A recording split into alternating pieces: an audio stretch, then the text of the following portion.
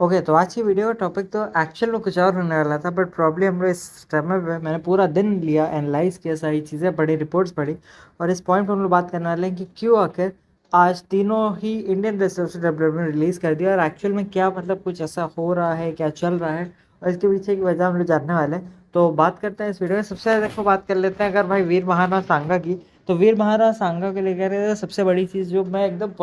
Point समझा रहा हूँ, तो देखो उनको लेकर डब्ल्यूडब्ल्यू ने कभी क्रिएटिवली इतना कोई बहुत बड़े प्लान से, बहुत स्ट्रॉन्ग प्लान तो कभी दिखाए नहीं थे। तो भाई उन दोनों के लिए, वो दोनों इतने से डब्ल्यूडब्ल्यू की नजरों में एक जॉबर थे, तो अगर डब्ल्यूडब्ल्यू ने उनको रिलीज किया तो देखो एक सिंपल सी रीजन आप ये दे सकते हो कि हाँ, बजट कट की वजह से डब्ल्यूडब्ल्यू ने उनको रिलीज कर दिया। लेकिन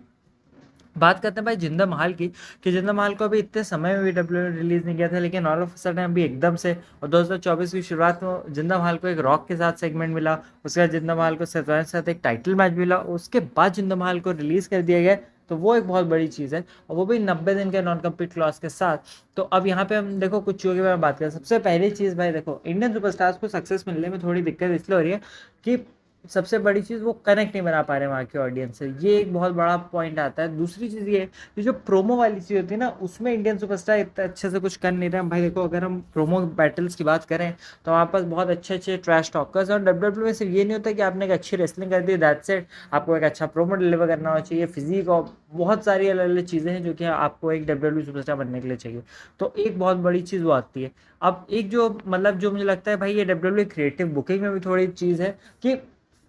भाई हर सुपरस्टार जो कि भाई जैसे जिंदा महल हो गया कोई, तो भाई अगर ये देखो इंडियन है, हम मानते हैं सब ठीक है, वो रिप्रेजेंट भी कर रहे हैं, लेकिन भाई मतलब जैसे जिंदा महल है भाई, वो कनाडा में भी तो रहते हैं, तो भाई डब्ल्यूडब्ल्यू जो एक गिमिक दे देती है ना कि भाई ये बंदा इंडिया का है तो ये इंडिया का है भाई। मतलब ऐसे हमारे पे और भी सुपरस्टार्स हैं जो कि बेसिकली देखा जाए तो यूएसए से नहीं है, लेकिन दूसरी जगह से अगर वो डब्ल्यूडब्ल्यू में लड़ रहे हैं, लेकिन डब्ल्यूडब्ल्यू ने उनको उनके नेशन से रिलेटेड ही गिमिक नहीं दे दिया। तो एक वो चीज़ होती है ना कि ये इंडियन है तो इंडियन वाला गिमिक दे दिया, और ऊपर से जो उससे बड़ी चीज़ डब्ल्यूडब्ल्यू कर देती है वो ये कि भाई इंडियन है तो भाई जो इंडियन गिमिक है उसमें वो दे दिया कि एंटी वाला, मतलब एंटी यूएस वाला, कि भाई एक हील सुपरस्टार ही बना दिया। और भाई वो जो हील होता है ना, वो प्रॉपर तरीके से वो हील भी डब्ल्यूडब्ल्यू उनसे निकाल नहीं पाती है। उसके बाद भाई अगर कंसिस्टेंट बुकिंग की बात करें तो भाई कोई कंसिस्टेंट बुकिंग नहीं है। एक हफ्ते दिखाया, फिर हटा दिया, फिर दिखाया, और भाई मतलब फिलर्स की तरह डब्ल्यूडब्ल्यू इनको यूज़ कर रही है। तो कहीं ना कहीं देखो ये तो समझ में आ रहा है कि जब से डब्ल्यूडब्ल्यू ने कोविड के बाद से ये बजट कट्स करने शुरू किए हैं और कंपनी अपने आप को ओवरऑल प्रॉफिटेबल बना के रखना चाहती है,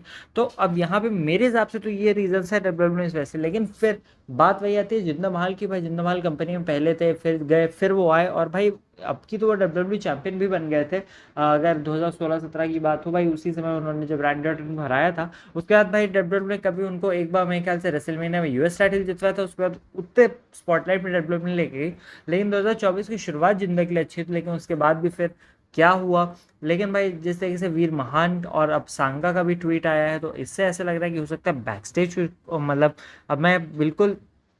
जब तक डर्ट शीट को रिपोर्ट नहीं करती हूँ, मैं एकदम पक्का पढ़ नहीं लेता, सारी चीज़ें क्लियर नहीं होती, तब तो मैं डेफिनेटली ये नहीं बोलने वाला कि भाई कुछ रेसिज्म वाली चीज़ या कुछ ना कुछ डब्ल्यू बैक स्टेज में, जिस वजह से सारे इंडियन रेसलर्स को ऐसा रिलीज कर दिया गया। क्योंकि अकेले भाई इन तीनों को नहीं, दो और सुपरस्टार्स, एक एनएक्सटी से और एक जायली, इनको भी रिलीज़ किया गया, तो वो चीज़ तो है। तो भाई देखो लग तो रहा है कि बजट कट्स के चलते सुपरस्टार्स को रिलीज़ किया गया, बट इसके बारे में अगर मुझे और भी कुछ पता चलेगा डेफिनेटली चैनल पर एक डिटेल वीडियो आने वाली है उस पर फिर से। बाकी ये वीडियो की वीडियो पसंद लाइक करिए, चैनल को सब्सक्राइब कर लीजिए, and thank you so much for watching.